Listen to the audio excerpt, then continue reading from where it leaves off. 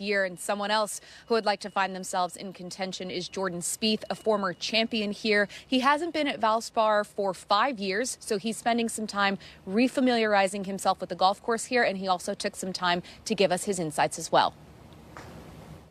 I would say I was a little surprised because it seems that when you change the golf ball, what will end up happening is you almost have to change a lot of the clubs in your bag.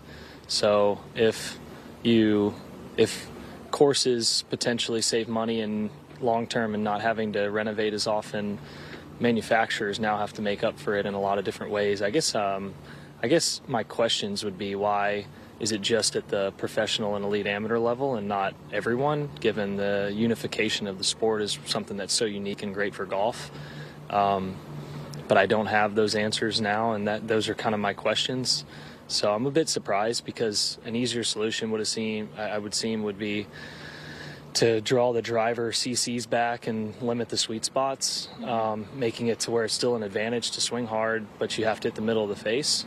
And maybe they'll go that direction. I don't really know. I'm not sure how permanent this is, but I know normally when the USGA comes out with something like this, they go through with it. So it's an interesting time, and quite a few people are surprised, I think is maybe a nice word to use, but I know they're trying to reach out and make contact and say why they might be doing this at this time. Do you think it would be a weird world if the majors were to adopt it and then the PGA Tour to not?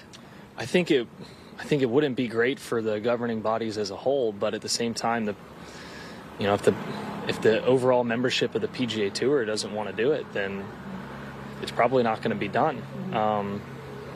Having said that, yeah, if you then have to create a whole new set, because if that ball changes, you have to change your driver to make up for it. And if you do that, you got to change your 3-wood, you got to change your 3-iron height. I mean, it could trickle all the way down into the irons and even into the wedges. So it's, I don't think that would be, that's not in their intention. I know that they hope that everyone takes it over. And if you start seeing it where there's only 2 majors or the 4 majors and the rest of it doesn't, it could be very complicated and probably pretty frustrating from the fans' perspective as well, which ultimately is the growth of the game has been spectacular over the last 4 or 5 years, and everyone wants to see it grow. And I'm not quite sure this is the best way if you start having different things each week.